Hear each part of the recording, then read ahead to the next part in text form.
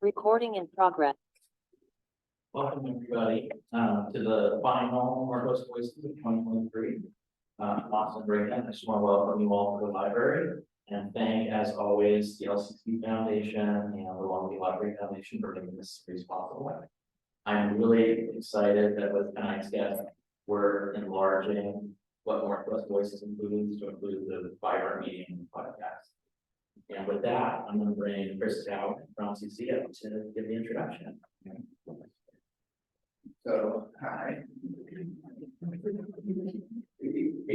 I'm Chris Dow from College and director of the Northwest Voices program. And I am so excited that I've spent the day so far with Sarah Marshall from Portland, Oregon, who does a wonderful podcast, which I'm sure many of you are already acquainted with because I saw some merch out in the audience. I'm wrong about, which it attempts to correct pop culture gone wrong, media stories that are unkind, particularly to women, and kind of one of the terms Sarah used in one of the podcasts, the way that roadkill, which I think is something I want to keep repeating because I think it's particularly true. Sarah also co-hosts a podcast called You Are Good.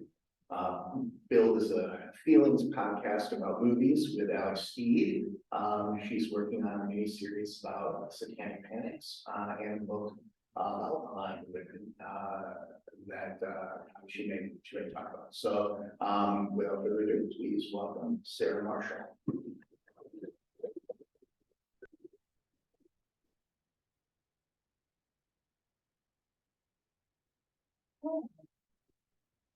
So nice to be in this beautiful library. Beautiful, iconically Northwest View. I was thinking today, I feel like Southern Washington is spiritually part of Oregon, and maybe you all completely disagree with that, but it's how I feel. So I'm right at home. I love that we're being watched over by this mysterious portrait. Yeah, that's great.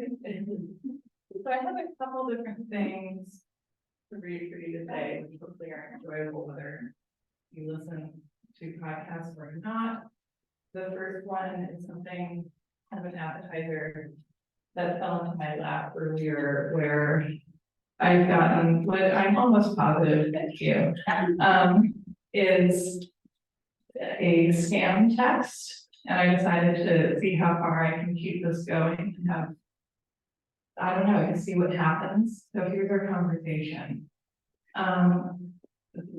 I'll be here when it's the scammer, and I'll be here when it's me, so I don't know this is okay. Hey, I found you in the address book. I didn't put your name in it.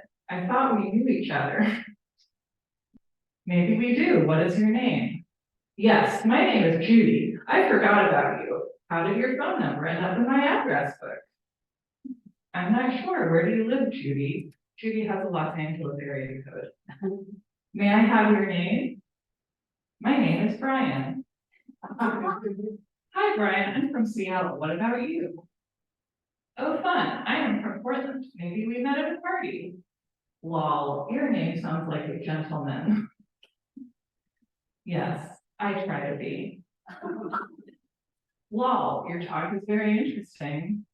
Sorry, I've never been to Portland. If you don't mind, can you share a photo? Let me think about who you are, and I will do the same. Sure, I'll find one to send. The photo, the first picture that came up on my phone when I searched the word man. I don't know who this is, but he's got a really nice smile. Sorry, it's a bit grainy, LOL, cropped some people out. LOL, it doesn't matter. Many people only value appearance, but I think what is needed is more inner communication. And we're continuing. Judy has just told me most recently, maybe we can share photos with each other so we can get to know each other better. I already sent you my photo, Judy. And then she says, I am 35 years old, which is fun because I am 35 years old. And I love that this scam approach is based on the idea that all anyone wants is to meet a 35-year-old woman. It's true. Okay, and so I brought a couple things, and I'm going to read. It's going to be a slightly, maybe a weird kind of a reading. because we're reading through the chronology of my kind of journey being a writer and then not a writer, and then getting back into it, because I wrote my entire life when I was growing up. It was the first thing I wanted to be, aside from an oceanographer during the inevitable second grade oceanography phase. Really wanted to go down on a submersible, but I did age well. And that was the writing and kind of being inside the place in my mind that I could create when I was writing was one of the first places that I felt really free and felt comfortable and able to kind of experience life fully in a way. And sort of the project of growing up for me was taking that feeling of freedom and bringing it more into meat space existence. And so the beginning of my career, I brought this from my mom's house because I don't have any copies of it, but she has 8. It was an article in the Believer about Tony Harding. And this came out in 2014, was the first thing I wrote that, you know, any more than a couple dozen people ever read. And it's very prescient in terms of the podcast that I ended up doing. You don't have to have listened to see the prediction here. Just remember the podcast is called "You're Wrong About," and then here's the opening of the article. It's called "Remote Control." And I was in grad school, so I thought you had to put the word spectacle and everything all the time. So the subtitle is Tanya Harding, Nancy Kerrigan, and the Spectacles of Female Power and Pain. The secret to academia is that your article titles, if you want to sound really smart, your article title is normal phrase, colon, something, something, and a third thing. And then you're off to the races. You don't have to listen very closely to realize you've been wrong for all these years. It's not a difficult phrase to remember, and she repeats it again and again and again. Clutching her knees, she rocks back and forth like a child hurt on a playground. It is in fact not a phrase at all, but a word, just one. And though we hear it mostly as a keening, inarticulate wail, it's also impossible to mishear. The word is why. In the video, which will be shown on the news again and again, in the weeks that follow the incident, she said the word 3 times, stopping only when she is spirited away from the cameras in her father's arms, her face pressed fearfully against his. She looks in her lacy white costume like nothing so much as an anxious young bride being carried over a threshold she isn't quite sure she's ready to cross. When this was first published, I also got a piece of criticism that was really trying way too hard as a metaphor, and that's true, that I like trying too hard. And so this article ended up being very, very long, and all about kind of what Tanya Harding means. And this was on the 20th anniversary of the China Olympic scandal, where a hitman hired by a friend of her husband's, whose actions she was interestingly blamed for in their entirety, assaulted her primary rival, who was on her way backstage after a practice session. And for 6 weeks, it was all anyone wanted to talk about, and then we all moved on with their lives. And I talked about this this morning, but the thing that really was the thing that I couldn't look away from, and the thing I think I grew so much by doing, was kind of looking at a story that was told very simply at the time, that there was this girl, she was trashy, we were all supposed to know what that meant. She wasn't doing her gender correctly. She was in a sport that was all about refined femininity, and she was sort of powerless to figure out what that actually was. And she would like try to not be so much of a tomboy, and she would have long red nails and like fluffy bangs and blue eyeshadow, and it would be like, be more feminine. No, not like that. And this kind of belief that she could do the thing that she could be the thing everyone wanted her to be, but she was choosing not to be out of sheer stubbornness, apparently. And that to command attention as a woman in the public sphere, without having earned it by filling precisely the mold that you have been expected or trained to fill in, is so serious a crime that you are capable of any act of moral depravity. And that was fascinating to me, and it was fascinating that I had grown up, I was, kindergarten, first grade when all this was happening, kind of looking for my first cues about what gender was about and what class was about and what living in this country was about. And, that all of us looked at the stories around us to try and figure out who we are and who we are allowed to be, and that there's something very powerful about looking at a truth that seems so apparent that nobody has to say it out loud at the time, and kind of pulling apart the layers and pulling apart the layers and realizing that there's nothing really inside of the package. It's all just assumptions and social norms that we've taken on that have no real connection to truth. That someone can be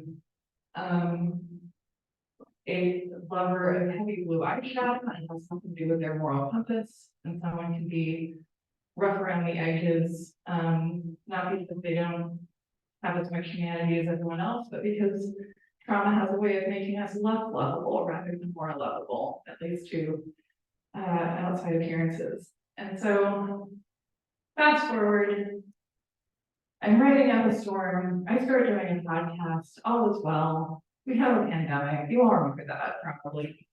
And it all affected us differently, but one of the ways it affected me, aside from really ramping up some incipient OCD tendencies, was making it so hard for me to imagine writing anything ever again, because there's something about both the kind of energy that takes and the kind of state of energy deprivation we were all in, or most of us were in, that I think makes it, has affected many of our relationships with the things that we used to have a pretty uncomplicated relationship with.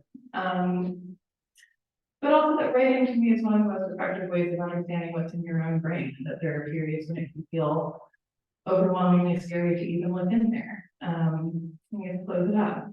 And so I wanted to also read something that I just wrote that's me kind of trying to come out from those shadows.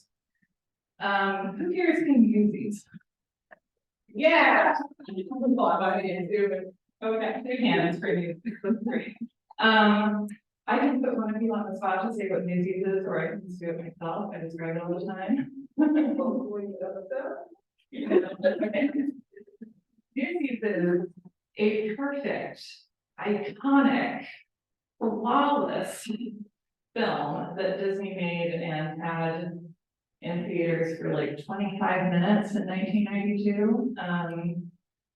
Because it is, and it's so iconic because it is a Disney musical about going on strike as a child laborer. It's pretty rich, but then they make a movie about. But it's a movie that did, made basically no money at the time, and then developed a very spirited fandom among teenage girls. And so I wrote a piece that came out in early 2018, RIP the Teenies. Just kind of an appreciation of Newsies. I was doing it because of so many of the things I wrote as a freelancer then. Someone had said, yeah, sure, do it, I guess, we'll give you $200. And so here's a little bit of that Newsies piece. And this is a piece that I had to come back to recently to write a new introduction for it to be anthologized, and I spent avoiding returning to this piece. Didn't want to read it, didn't want to see my younger self sounding like an idiot, didn't want to see my younger self doing a better job than I thought I could do now. Didn't want it. And finally I was forced to, through just the fact that I had killed all the time I said to kill. And so here's the opening. Imagine, just for a moment, that Disney once made a musical about labor unions. The musical would, of course, need to begin by showing the workers in question, and so it would open by panning through the newsboys' lodging house. Maybe the whole thing would feel like a kind of Playboy grotto for teenage girls, who are, presumably, the audience this movie would be targeting, though who even knows. Rosy-cheeked boys would lie draped across each other on narrow bunk beds, limbs tangled up and hair plastered to their foreheads. Sweet, clean sweat, the much. The premise would get even stranger, and moreover, the dawn broke, and the boys left from their beds and ran through the streets singing. The strangest thing about this imaginary movie is that it actually exists and was once in theaters. Sort of. In April 1992, the movies played in US theaters for 2 weeks, managing to scrape together a $2.8 million gross on a budget of $15 million before it was yanked off the screen. What I find hard to believe Roger Ebert wrote of the movie is that anyone thought the screenplay based on these actual events was of compelling interest. Newsies is like warmed over Horatio Alger. I saw the movie at a Saturday morning preview attended by hundreds of children. From what I could see and hear, the kids didn't get much out of it. Maybe the combination of low box office and dismal reviews convinced Disney that it was best to take Newsies back out back and put it out of its misery.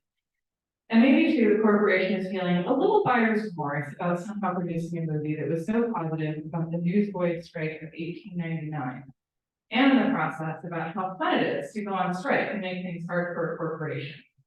And boy, they were going down. And if there is even a shadow of truth to the latter, then it makes what happens next all the more satisfying. Newsies was quietly released on video and quietly changed the hearts and minds of a generation of schoolgirls. It helped us find each other. It asked us to think about politics, and it inspired us to write a lot of gay erotica. And then I get into the greatness of Christian Bale's performance in this movie, the only film he's been in where he does not know what accent he's doing. And then into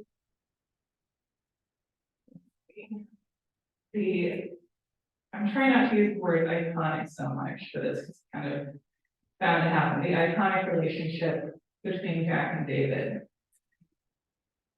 And this is what I wrote about that.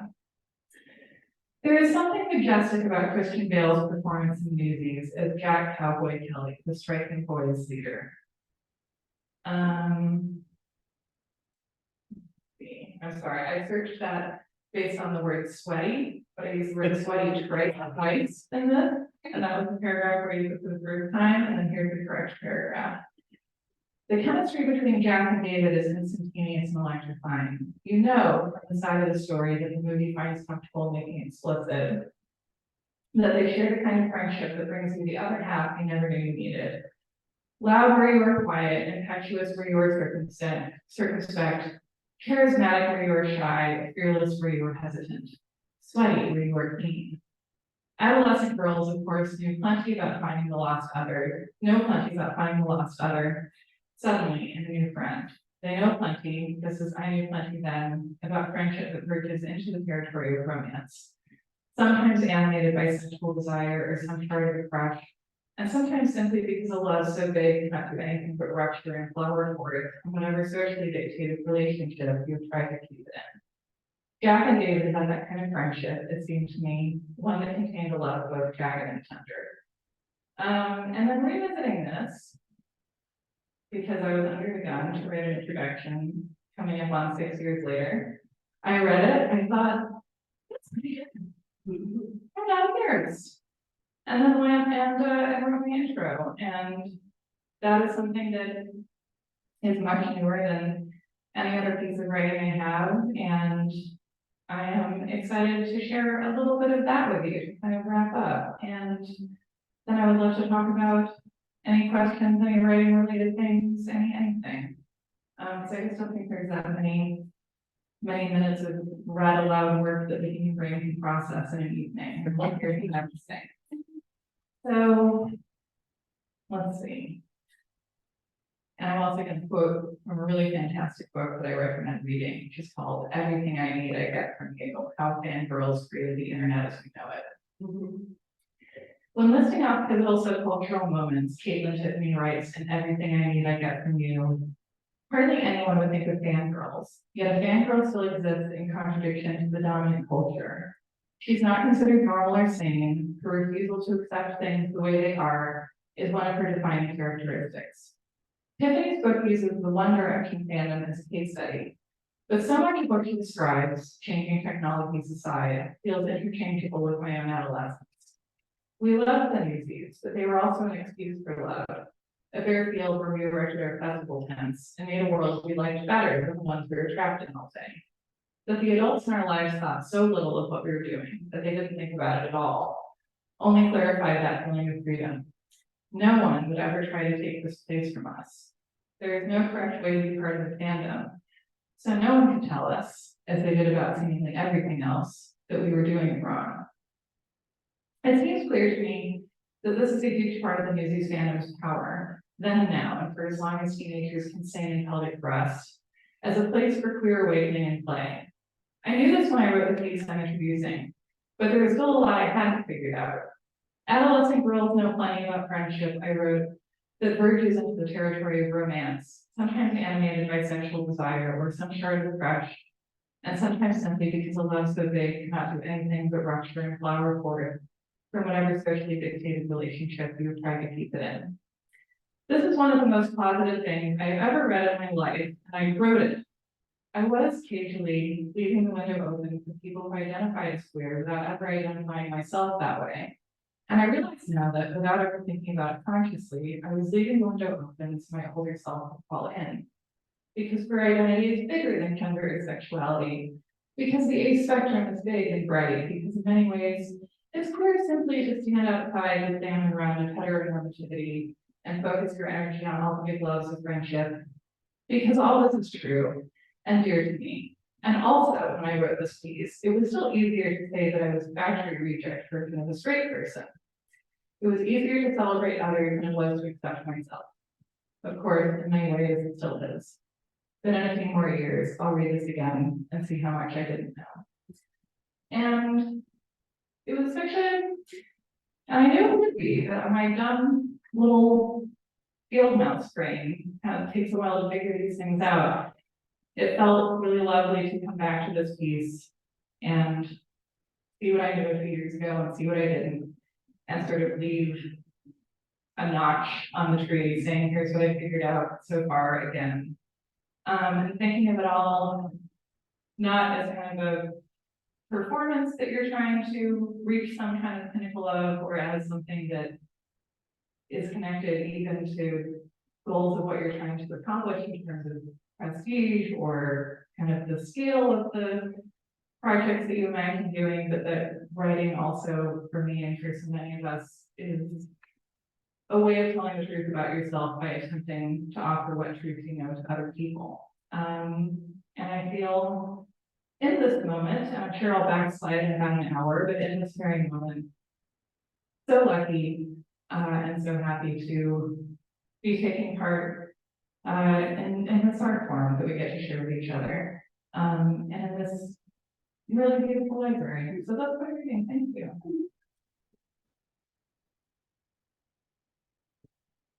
Thank you for giving me one. And now, questions, whatever. Any questions? Great. I really like, I have absolute power here. This is very exciting. Who wants to, if no one asks me any questions, we can just text Judy for a while. I'm curious of Judy's motives, so, you know. What about Judy? I'm curious of Judy's motives, you know. Yeah. To find out. What's happening is that they're like, hi, I found your number. What's your address book? Who this? And then they're like, let's connect on Telegram, and then send you a link that like does something nefarious. So I want to know about Judy's life.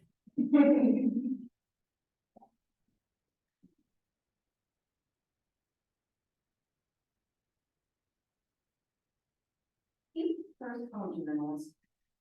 I do it like very sporadically, and I feel like I'm when I journal, I know that like I have just a better sense of what's going on in my brain. I feel kind of more balanced. And it feels like, and there's actually a book and an audiobook version of it that I really love and recommend called Catching the Big Fish by David Lynch. He reads it himself, which is really great because it's like there's a lot of short sections that aren't necessarily connected. So at a certain point, you feel like you're driving David Lynch home from school. You're just like in your car and he's like, smoking, the thing about smoking, you know, and you're like, okay, yeah, but it's really lovely. And one of it is mostly about creativity and meditation and this sort of metaphors that your consciousness is the container that you go fishing for ideas in. And so if you want to increase the size of the ideas and like get bigger fish, you have to develop a larger consciousness, and the meditation really helps with that. And I find, especially as I and so many of us are kind of behaviorized to like be so stressed when there isn't like noise playing in our ears, like the idea of sitting in silence trying to meditate is unbelievably intimidating to me. But I think, you know, very, very belatedly, I think I realized that journaling feels like a way of doing that, where you're just kind of observing your thoughts and not kind of judging what comes out and simply putting it down. And then I don't know, that it's very useful to me as a way of kind of reaching some kind of sense of peace. But yeah, I want to do it more. I think I need more solid routines, but yeah. But I read that you keep notebooks, so maybe you don't journal, but Yeah. organize everything. And what's you do your research in notebooks? What do you do with your notebooks? I do. I do a lot of research in notebooks, and I'll find these friendly notes a year later and be like, what's this move? You know, but yeah, I really like writing by hand as a way of thinking through things, because I feel, you know, so much of our work lives, many of us, like, or even if not our work lives, and like our email lives and our Facebook Marketplace lives take place on computers and kind of on screens. And it feels like, you know, what I like about writing by hand is that your hand sort of at a certain point feels like it's working on its own. And I just, yeah, I feel like I will take notes throughout researching something that may be completely useless to me at any actual later date, but it's just kind of, and actually when I'm working on a longer essay, which I haven't done in a while, I will kind of go through my reading materials and write in longhand a lot of the quotes that I'm thinking about using, because it feels like a way of giving my brain a lot of extra time to think about what I actually think about. There's actually a quote I found this, that I told you guys I went to my mom's house to get a copy of a magazine, because that's beyond my capabilities at this point. I'm relying on her for the archival stuff, but I found it's an old notebook in my closet where I'd written down this quote, which I completely forgotten about, but really was happy to find. This is by Alexander Solzhenitsyn. If only there were people somewhere insidiously committing evil deeds, and it were necessary only to separate them from the rest of us and destroy them. But the line dividing good and evil cuts through the heart of every human being, and who is willing to destroy a piece of his own heart? I love that, yeah. And it's nice because you're like, leave presents for yourself later on. Are they linear, or do you like draw shapes and like pictures and It's like, yeah, it's coming in from all angles. so you really use the page, Yeah. the way you would be able to use the computer. Well, I learned, yeah, it's true. And well, you could try and use Word that way, but it would be a living nightmare, I think. But no, I remember taking a colonial lit class. I am breathing into this so much, by the way. I'm just a very out of breath person. Standing still is very hard for me. But I took a colonial lit class where we talked about like the logs and journals of Ben Franklin and how he was like very much flaunting his wealth by writing these very wide margins and like line breaks, when like most writing of the period is like you're just like every single tiny little scrap, every bit of paper you're trying to put a word on. And I love this. Ben Franklin was able to flex by being like, dear diary, today I, Ben Franklin. But that's like so much of early American studies is talking about how much we hate Ben Franklin. Well, I like him because there was that, I think it was a Disney movie. It was like one of the lesser Disney movies, or like somebody else made it. It's called Ben and Me when I was a kid, where he sent a mouse up on this stupid kite experiment and scared that mouse to death. I choose to believe that movie is history. Not bad. Okay, anything else? Any questions on anything? It's not just your writing. Yeah. how is like writing an essay and doing like a podcast episode the same or different for you? How the process is like? Yeah, and that's such a great question, thank you. I feel like what I love about doing a podcast episode is that, you know, other people can kind of be alone in the studio or kind of be monologuing to themselves, and I find that very tough. I have to have a real person to be talking to, or at least like a very realistic decoy.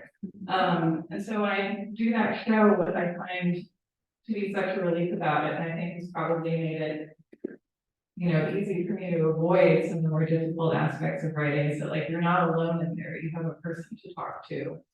And they bring their knowledge and you bring yours, and you each bring your own perspective, and that, you know, it feels so good about it is that, you know, all through when I was in college and grad school, like my favorite part of it was getting obsessed with the topic and then meeting a friend for coffee and being like, all right, here's the situation, here's what I'm into, and here are my big questions. And then you would kind of have these fascinations that you would get to share with each other, and that life kind of felt so rich in that way. And so I love having created somehow incredibly a job where I get to do kind of my favorite part of that for a living, where you get to come together and talk to somebody about something that they have put a lot of time and research into, and that you get to learn from them, and you also get to say, oh, let's do this other thing. Have you ever think about this parallel? And that it's truly, and it's in the moment and very collaborative, and there's something about it. And probably the kind of the biggest connection I see is that like there are both things that when they're going well, I am forced to be absolutely in the moment. And that feels so good for somebody who is not successful at being in the moment at like any other time. And so writing, I feel like one of the ways that it's been tempting to avoid it the last few years is that like you get in there and famously it's like you in a blinking cursor.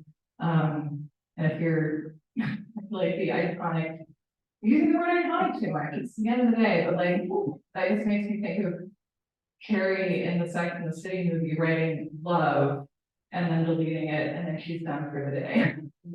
It's like I put in a day, I wrote love period, delete. And that it's the kind of the lack of kind of team camaraderie that you have is like that's kind of the hardest thing, and the kind of sticking to your commitment to the thing that you're trying to communicate. But I feel like I don't know, I have kind of evenly matched, like I'm very anxious and self-conscious in a way that doesn't serve me, and I get so obsessed with these people I want to write about that somehow that like it barely allows me to get over that hurdle, I think.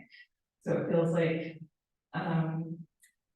the incentives feel easier in conversational podcasts, and you kind of know that you're going to have a good time.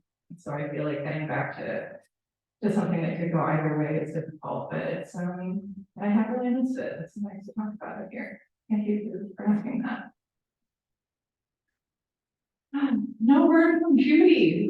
Did she have other boyfriends? Okay, any other questions? You write primarily about women. Yeah. And you go as far as to meet somebody in an interview setting or a phone call?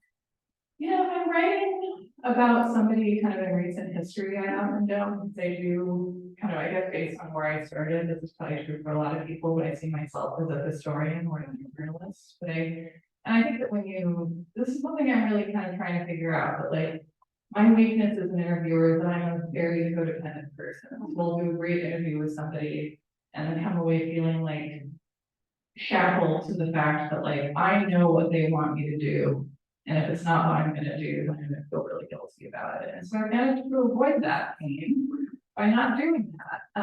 But I think that Janet Malcolm's The Journalist and the Murderer is such a book, a great book on that kind of theme, and one that I return to a lot. And I think that is something that I want to do more of, because I think something I didn't understand when I was coming up is the kind of training as a scholar and historian in school was that I was like, okay, it's my job to like look at what's on the record and analyze that. And when I started for the first project I did where I started calling around doing interviews, I was like, oh my God, all the information isn't out there waiting to be analyzed, because people haven't asked the questions that I would ask. And, as long as you're gonna ask even one question different from the people who've already been asking questions about this topic for however many years, then that can be so incredibly useful, and that was a big revelation for me. Every time I describe several revelations I had, in the course of being here today, and they're all things that when I describe them, I'm like, why didn't I know that until I was like 28, but I didn't, so it goes.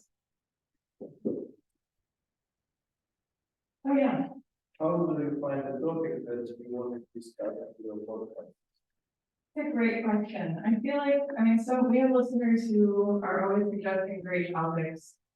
And they're often something that would be a really good fit. And if I'm doing the research, it's a question of, am I gonna have the passion to do justice to it? Because I think research is such a time consuming thing.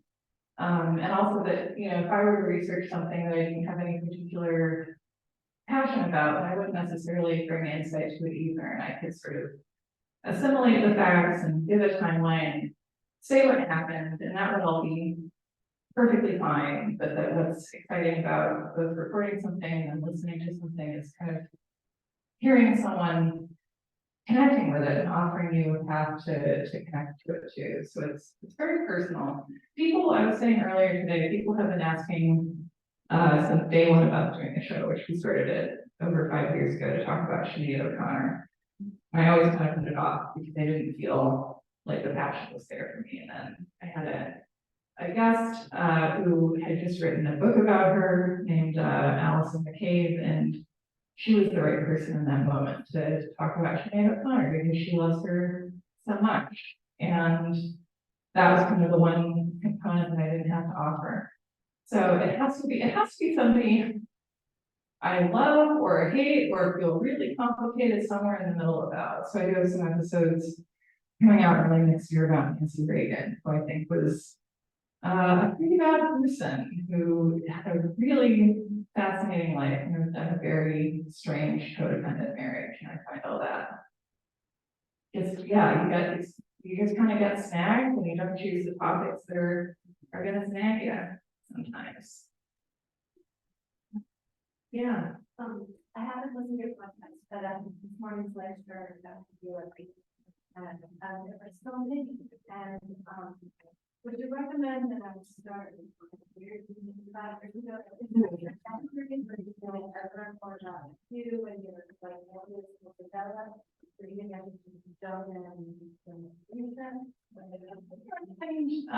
Just scrolling through and finding the topics that are intriguing to you.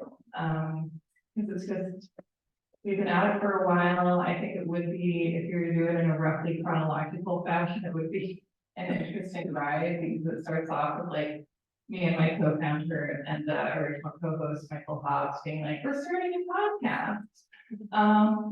Here we go. And then like having fun, getting better at it, feeling more comfortable. And then there's a good chunk where you just hear kind of desperation in our voices because of the pandemic podcast. And we're just like, did not have anything else to do with our lives.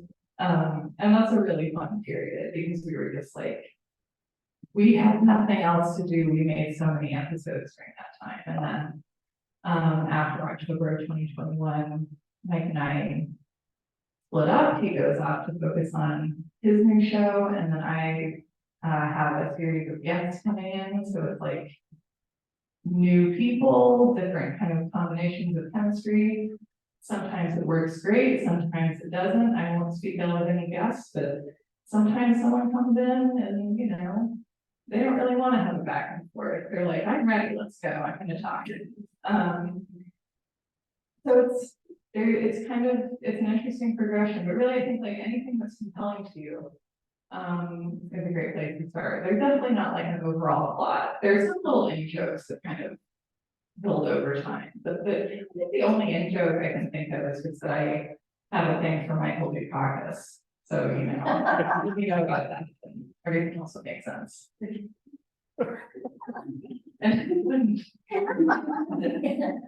I went to Boston recently and I came out of the train station and it was like the Michael Cocker Dukakis Transit Center, and I was like, oh, anything else? We're talking about Michael Dukakis now, it's really getting into the good part of the night. Oh, so if you would repeat the name of the fangirl book again. Oh yeah, it's called Everything I Need I Get From You You get from by Caitlin Tiffany. Okay, and then, so you're a self-proclaimed fangirl for Newsies, Oh yeah, and you wouldn't call yourself fangirl, but that term is okay. yes. Okay, what other things are you a big fangirl for? I mean, I know you listen to the podcast, but, you know, I just want you to share. Yeah, I do really love Godzilla. I like that was big, fell in love with Godzilla last year. I watched the original Godzilla. And I remember saying to a friend, I feel like that little girl in the like viral video from 15 years ago who's like 4 and she like can't stop crying because she loves Justin Bieber so much. That's how I feel about Godzilla. I really love the Saw movies. I think they're so fun. It's like when people are like, Saw, that's torture porn. I'm like, no. First of all, the first movie was a top thriller where you only saw Carrie always acting like he was sawing his foot off. And then the other torture porn after that, and that's not my problem. But that they become like this bizarre soap opera where you're like, there are people in a trap, but who cares about them? What we really care about is this found family of serial killers, where there's a serial killer patriarch and his adopted daughter who's helping him, and his adopted son who's helping him, and they're fighting. Oh no, and his wife is there too. Who did he love the most? Let's keep competing over the legacy of this dead serial killer. And that's a really great family drama. Succession found just in a dish. I should say a third thing I'm a fangirl of. I only like 2 things that can't be right. Fleetwood Mac. Fleetwood Mac. And yeah. Well, and I saw recently they had a re-release of Stop Making Sense, the Talking Heads concert song, because it was remastered and I went to see that and loved it. And now I think I'm a David Byrne fangirl. And when I have like my advice for surviving a long winter, when I wake up and I have like 0 endorphins, like no motivation to do anything, I put on the section of that film that's of them performing life during wartime, because all the choreography is like aerobic space. So you watch David Byrne just like aerobicizing and running around the stage for 6 minutes, and you're like, okay, I'm going. So that's a new fangirl thing. But yeah, I think fangirls are a very important part of culture who I hope are finally getting their due.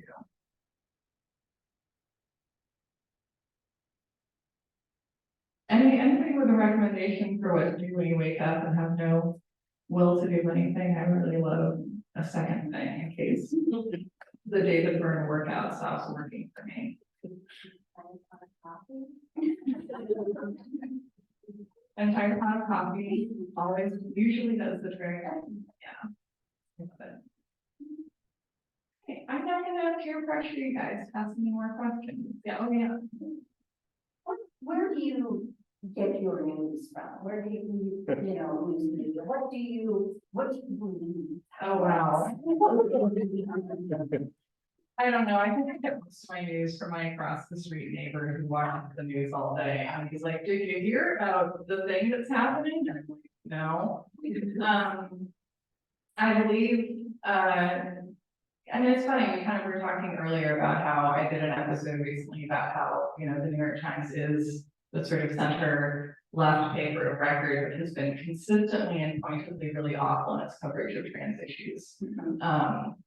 And that, you know, it feels like everything today has to have some kind of a caveat, you know, where you kind of, it feels very of the previous era of media to sort of accept news stories that, you know, for example, say sources say, as opposed to the police told us, and therefore we're repeating it.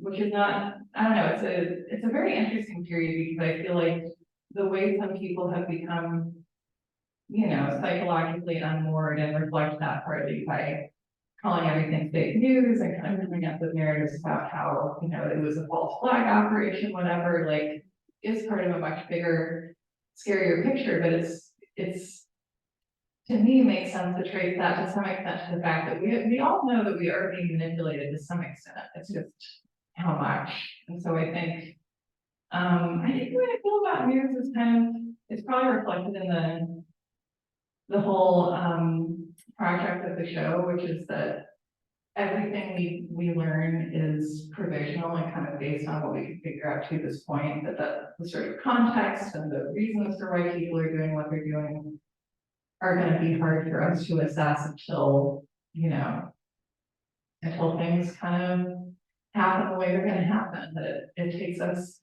I don't know, I think I really should consume more news media. I'm so overwhelmed by kind of the amount of the torrent of information in daily life that I think I feel guilty about not knowing more about what's going on in the world right now. But I think that to me, the way that makes sense to process that is to, find sources that you trust and that people that you trust, and then kind of take everything with a grain of salt because it's all what we figured out to this point.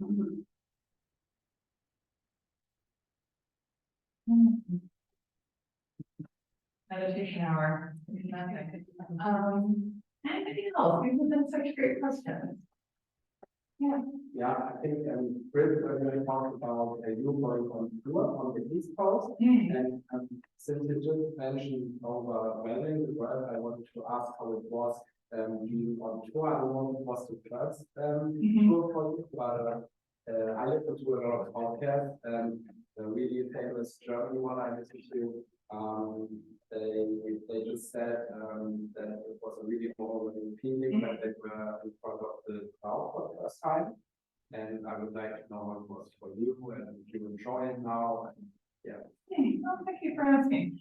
Yeah, it was really fun. We did it's a couple shows last year, and then the start of this year, yeah, we did go on a big multi-city tour. I think it was 13 shows in total, and I realized from that probably 8 is the maximum that I should do, and anything above that, it just kind of gets progressively harder to snap back into form.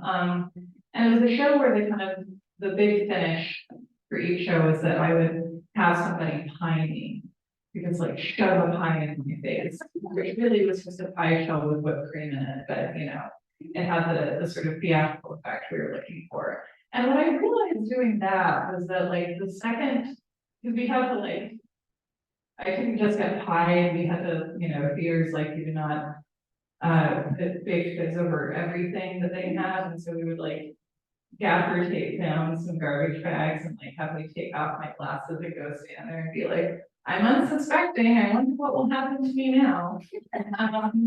But what was so funny to realize is that the second I took my glasses off and I had no control over what happened to me, and my job was just to stand there and be pied, I felt like the most amazing feeling of freedom, actually. I felt kind of just totally relaxed and in my element and sort of euphoric, which I think is what I would not have suspected, but I kind of found that moment along the way. And the funny thing about touring, aside from how it kind of, it adds up city by city, is that you're in this kind of wonderful, intense kind of moment of intimacy with an audience of a couple hundred people or more. And you close and it's amazing and there's applause and you're so happy. And then you go home to your hotel room and it's dead silent, and you watch diners, drive-ins, and the third thing. And it's this abrupt, really abrupt change of emotional temperature that feels hard to know, but how to process that. But the actual, what I would say is that all the prep around it, the travel, the kind of nerves, the anxieties are very stressful. And then once you're actually there and the show is happening, it felt really fantastic to me. And so I recommend, I don't know, having experiences like that within performance or whatever else, that you're like, I don't know what I'll feel like when I'm doing that, because it can be very surprising how it ends up feeling.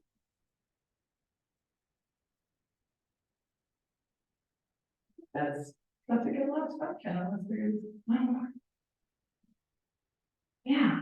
What podcast do you love other than your own? I love that you think I love my own show. I'm ambivalent about it. Because it's something I do and I'm made of spiders. What podcast do I love? I love Heavyweight. I think it's such a brilliant show in terms of just the places that it goes emotionally and sort of the feelings that it allows me to have as an audience member. There's a show that is like not very much listened to at all, which I adore, called Wait 5 Minutes, which is about the history of Florida, done by a Floridian who's got like a very soothing voice. And an episode would be like, today we're talking about Florida Panthers, Florida, whatever. And it's delightful. And then I love Sentimental Garbage, which is a podcast by Caroline O'Donoghue, and I found it, well, many other people found it, which is that there's a series within it called Sentimental in the City, which is about Sex in the City, and which I recommend to anyone who likes Sex in the City, but even if you don't, because it is kind of using the show as a jumping off point to kind of talk about, basically I have two women talking about all the emotional intelligence they gathered and honed while dating at the storm. Just having relationships and being a person in the world. And I found it, after many people recommended it to me, and I was like, shut up, leave me alone. I finally listened to it last year. And it just found it like so delightful, just for the kind of dynamic that the two of them have together, but also just wonderful as something that validates all of the information and the insight and the kind of depth of feeling and character that you gather just by having relationships, putting energy and time into them, because I think we, live in a culture that trains us to really think about our lives in terms of how many hours of productivity am I squeezing out of myself by doing the Daily Burn workout every morning. Things like we need these powerful reminders that, our relationships are our treasures, and they're what make us who we are. So I thought 3, that feels good. I'm happy with 3. And yeah. Give yourself a hand. You're a great audience.